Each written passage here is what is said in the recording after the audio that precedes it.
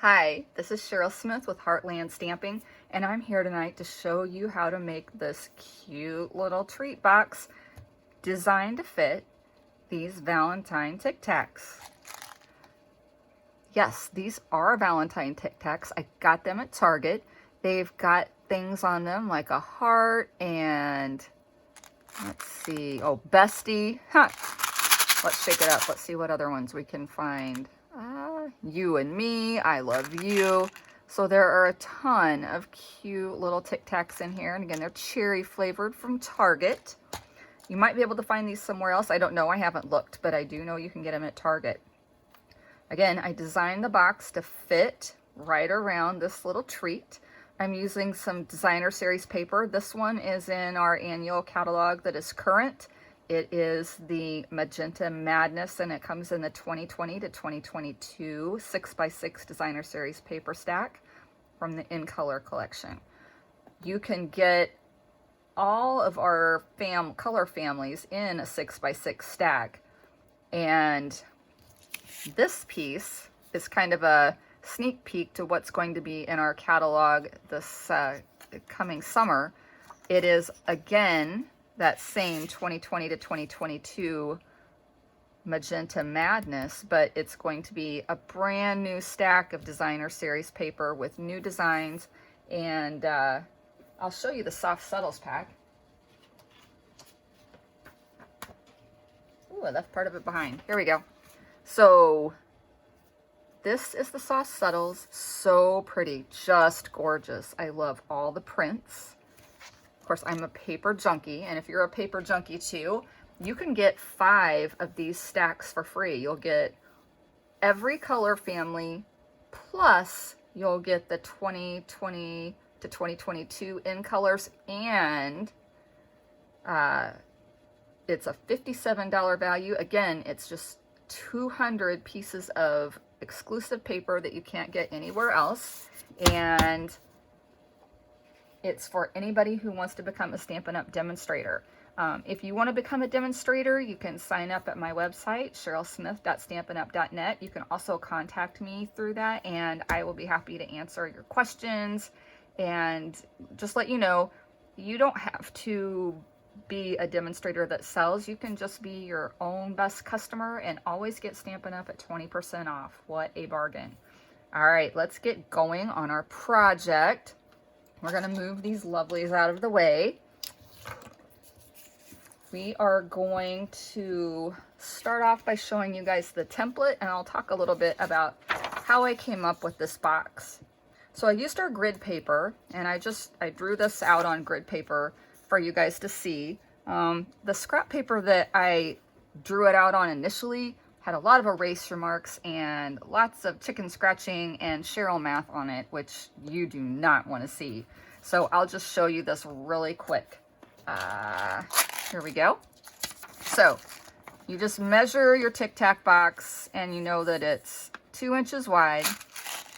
It's 3 inches tall. Now this is the tough one. You have to look and say, okay, this is a little shorter, this is a little taller. Make sure you measure it at the widest point.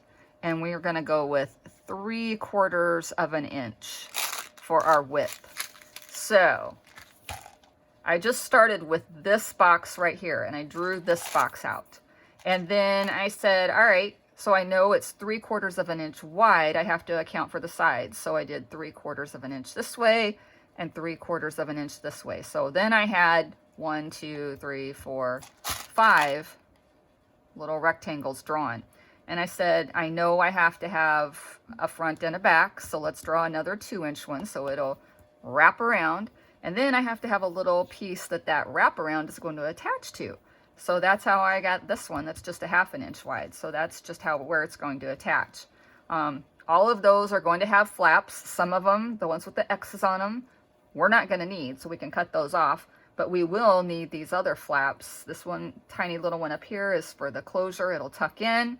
And I do have the score marks. So again, the paper is 6 by 5. And I don't know if you guys can see that down at the bottom. Yes, you can. Okay, good. Get that back up there. On the 5-inch side, so this, when you have this 5-inch side, tucked up at the top of your scoring apparatus, whether you're using the Simply Scored or a paper trimmer, you're going to score at 3/4, 3 3/4, 4 1/2. And then when you have the 6-inch sides snugged up against the edge, you're going to score at 2, 2 3/4, 4 3/4, and 5 1/2. So we're going to do that together. If you want to pause and grab your scoring tool and a 5x6 piece of paper, even if it's just a piece of scrap paper, that way you'll have the template down and you can make some notes on it. All right, grab your stuff and come right back.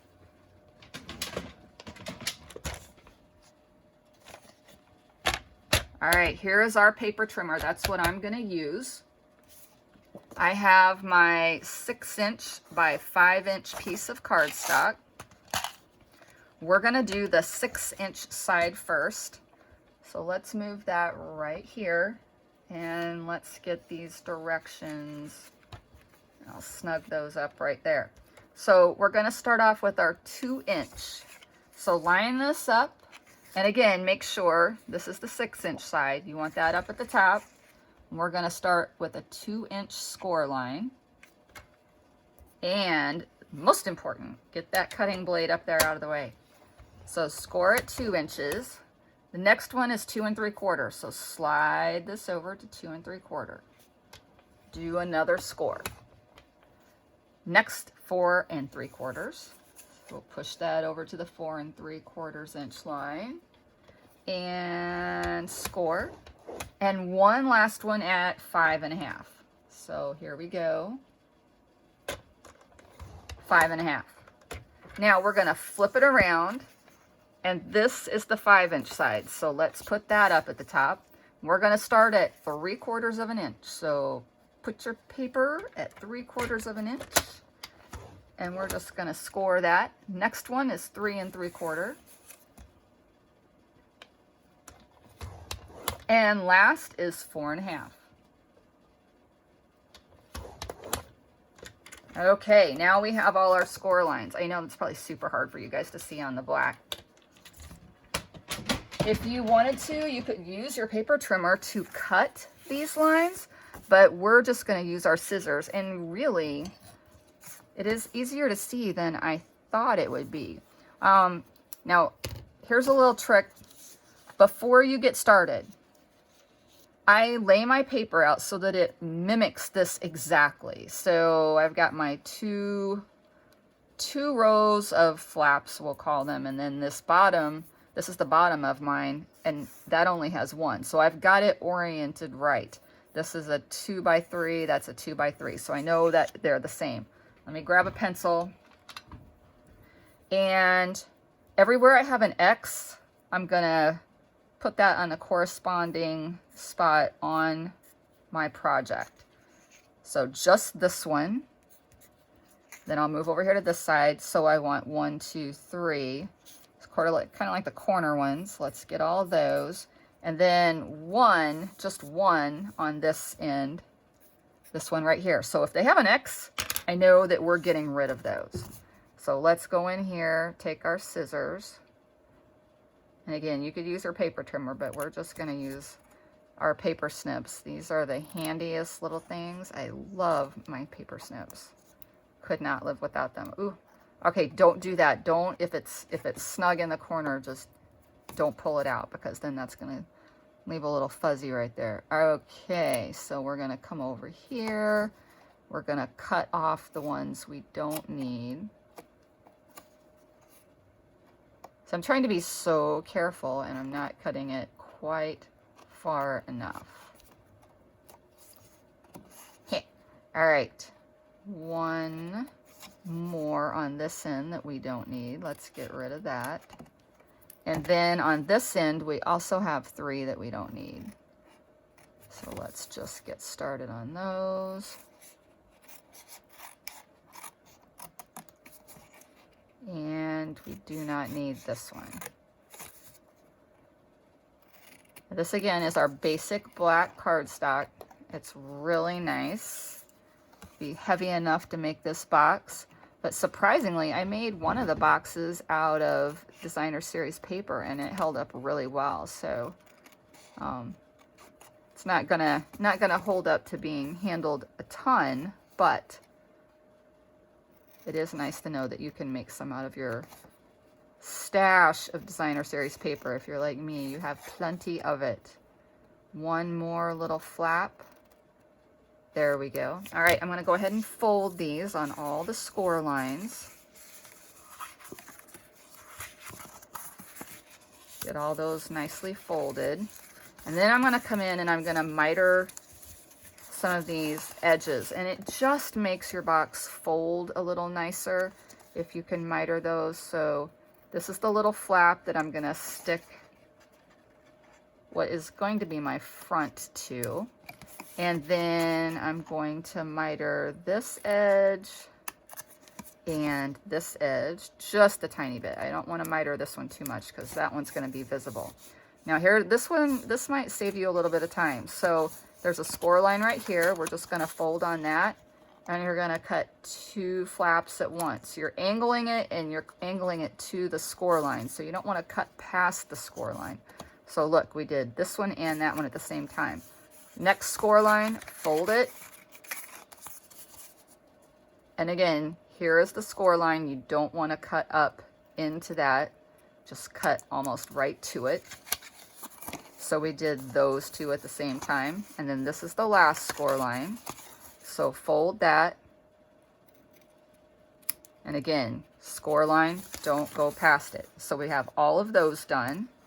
Let's come over here and we'll do this one and this one. And then we're gonna fold this down because I don't want my box lid to be mitered. I want that to be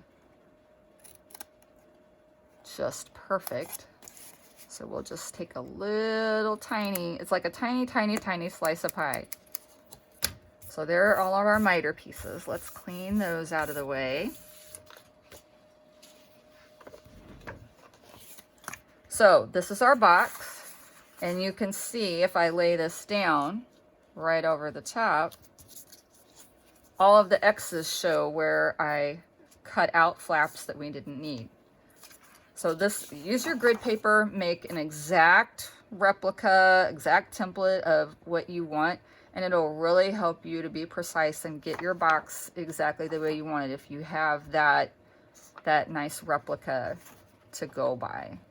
It's really a nice visual, and it doesn't take long to do if you've got a little straight edge ruler like one of these guys and a pencil. That's all you need in your grid paper. So let's put our box together. So this is our little flap that we created so that we could fold this around and glue it together. Let's get our glue. This is our liquid glue. It's quickly become my favorite adhesive because it's just a little bit forgiving. I can move it around just a little bit initially if it's not in the right spot, and if I peel it up, it's not gonna rip. There we go. Okay, that is just perfect. Now let's go down here to these flaps. This is the bottom. I'm gonna fold the 2 larger flaps down, and then the smaller flaps, we're gonna put some adhesive on these ends right here, because then we're going to take this flap and fold that in. Then I'm going to put some adhesive on the final flap and then fold that up. Make sure my box is straight. And then I'm going to take my bone folder and I'm just going to kind of press that down in there and make sure those flaps are nice and glued down. We don't want glue to get on our Tic Tac box, do we? Of course not. Okay, so I did forget on this little tuck-in piece, we're going to miter those a little bit. It just makes closing this so much easier. And go ahead and stick our Tic Tacs in there and see how nicely it fits. There's not a lot of play in there, and it does fit right in the top. Okay, so let's get some designer series paper and decorate our box. We're going to use some of this brand new DSP, and I am going to just fold this around. Let me see, which end, okay, we want this to be the front. I forget, it closed up so nicely I couldn't tell which was the front and which was the back. So we're going to fold this in the back, and then I don't measure my DSP when I'm folding it around. I just kind of run it around my box and gently fold just on the edges. And then when I get to this side, I'll glue it down, and then I'll come back and crease all of them nice and sharp. So let's get our liquid adhesive. We'll put some right here, and then right along this edge. And what I want to do is make sure that's even from the top and the bottom, about 1/8 of an inch showing. And then I want my DSP to meet up back here nice and even. I'm just going to hold on to that for a little bit. While I'm holding it, I'll come back and pinch in on the sides. If you don't like that pinched in look, then just glue it really well and don't worry about pinching it and creasing the sides. But I like that to have the crisp edges. So, woo, close that up. Now we need to create some kind of decoration for the top. So let's grab some Whisper White. I'm using up my Whisper White cardstock. We now have a new white supplier for our paper, and it's going to be called Basic White. And as soon as I get my Basic White, I will do some comparisons, but I hear that it's really nice, great to work with, and I can't wait to try it out and show you guys. So as soon as it gets here, that's what we'll do. We're using this stamp from the Meant to Be. I hope there's not a glare on that, you guys. The Meant to Be stamp set. This has a coordinating die set that is stitched and so cute. It is the Be Mine stitched framelit dies, and it comes with just a ton of hearts. This one is really cool, and it also has some more pieces that just cut out some great shapes. This cuts like a little pattern into your paper, and this one I have used so much that it's kind of curved, because this one is a stitched scallop, and it doesn't cut the top, it just cuts the bottom. So if you wanted to make a card that had one layer, like say the front flap would have this scalloped edge on it, and then you'd have some pretty DSP showing, that's what you could do. I mean, it would just lay down here, and the only cut would be where the scallops are. The cut is not at the top. Really a neat die. Love it. So the one that we are using from that die set is this one, and it's really cool too. It does something unique. We'll show you that in a sec. First, I'll show you the Promised blends in the Magenta Madness. We're gonna do just a little bit. We'll color in these loops, and I'm using the light, and I'm using the bullet tip on that. If you haven't used these before, these are alcohol-based markers. You definitely want to make sure you have something underneath it, some scrap paper. They do bleed through a little bit. That alcohol really soaks in. It gives it a nice coverage, but you also want to protect your work surface. So now this is the dark. And you can see a little bit of a contrast. So once you get those all colored in, you're going to want to die cut it. So let's grab our mini. I'm so excited about this, you guys. It is the cutest little embossing machine. It's the mini Stampin' Cut and Emboss. It comes with these plates. I mean, this is the base plate. Isn't that just great? It's nice and thin, you know, so if you have to take this with you somewhere, it's not going to weigh a ton. So that's number one. You have to lay that one down, and then you're going to lay down, well, I'll put the number so you guys can see it. So this is number 2. It's a clear plate. You're going to need both of those for the dies. And what I'm going to do is I'm going to put this die right here. And I tape mine down because I don't want to move and mess up my project. So the first time I tried to crank something through this little guy, I tell you, I did it so hard because I'm used to the big one, and I'm trying to be gentle with this one because it is lightweight, and you don't have to go crazy and crank. So I try to be very gentle and roll it through. Like I'm gonna hurt it because it's so little and cute, but really you won't. That's just me, I'm paranoid. So you roll that through and you get this, but you also, here, let me get this out of the way. I'll show you. I'll show you without all of this in the viewer. Put my tiny little cutting plates in there. So we have this piece, right? You knew you were going to get that. But then there is a part that is right in here. Let me get my brush and wait. I know, I'll just use my U-pick tool. I don't think the brush is good for that. So I just use my U-pick tool and peel this out very gently. There we go. So I don't know if you can see that, but it has stitches. So not only do you get one from one roll through the die cut machine, you get 2. So cute. Now,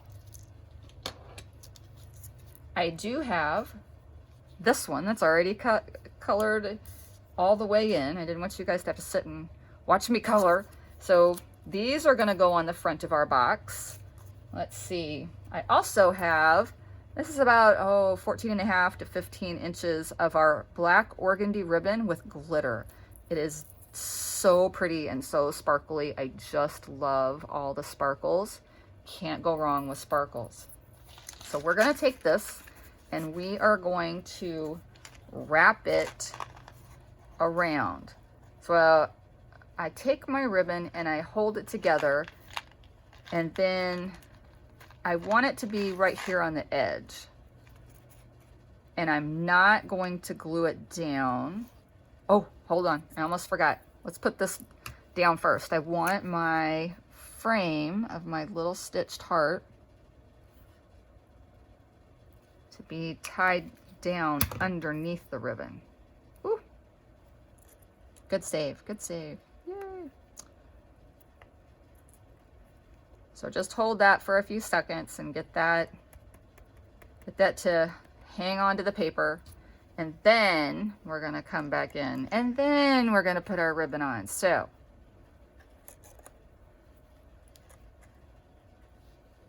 I don't know if you notice. Okay, I should explain.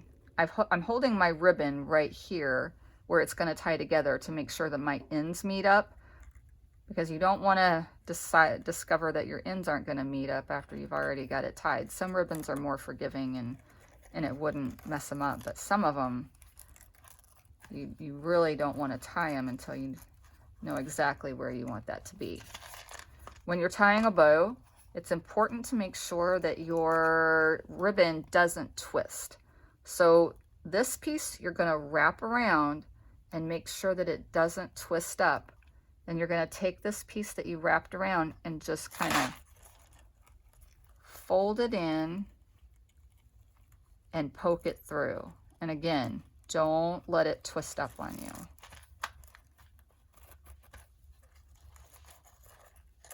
And then that will help make sure that your bow looks nice.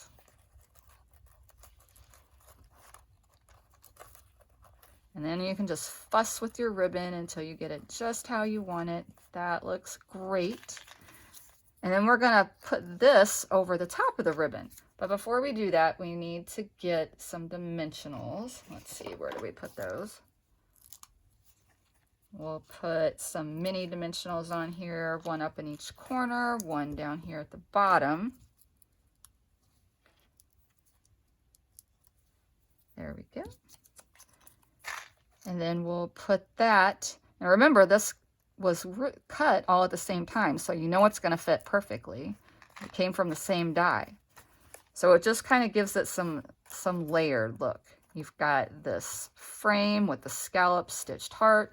Then you've got the heart that you colored in with the blends. You've got the ribbon running through there. I just love this. It's so pretty and it's so just perfect for Valentine's Day. These are going to be great and inexpensive to hand out. So if you wanted to hand out some of these to some office friends, or you know, the ladies in the office at your kid's school, you know, it would be just a great little handout. Woo. And if your son or daughter wants to make their own Valentines, these would be definitely something different to hand out. This is what it looks like with the white box, and then this one, of course, is the basic black one that we just did. I've got a couple more. Let's get that happy birthday one back out. This one is the horizontal orientation, and I did the ribbon a little bit different. It's coming off the top of the box, and I just brought the ribbon up and then tied it with another piece of ribbon. So I didn't do a bow on that one. And it's, of course, got the double layer of ribbon. And then this one opens on has the ribbon on the side. I didn't want anybody to have to undo the ribbon to open their box. So that's why I have the ribbons over here on the side. And then I did have one more that I made in the Facebook Live that I did earlier. And this one has the Daffodil Delight box. And then this paper is from Paper Blooms. And it's so pretty, you guys. This is a celebration paper. And you can get this now through February 28th. I'll flip through this really quick so you guys can see. It's got some great colors. Rococo Rose, really loving that. It is an in color that will retire at the end of spring, so don't miss out on that. We've got, okay, this paper is just my favorite. I'm thinking of all the different punches that I could punch out on these little circles. They're so cute, so pretty. Just love those. The soft sea foam, what a great color. And then the Seaside Spray is that lighter blue. Lovely for spring. You could do so much. These two, just adorable. This is great. I am thinking I could try to recreate this with a ruler and some blends too. I think I could make this paper maybe. And then this does coordinate with, oh shoot, you guys give me just a second. This coordinates with the In Bloom bundle. So you can see some of these are die cut, and there are the couple of dies right there. And the In Bloom bundle is in the January through June mini catalog, which is this guy on page 45. I'll flip over there real quick. So this die set and stamp set coordinates with this paper that you can get for free when you order $50 or more. So it's a level 1 celebration reward. So cool. All right, I hope you enjoyed this. I do have a host code up here. It's going to close out on the 28th of January.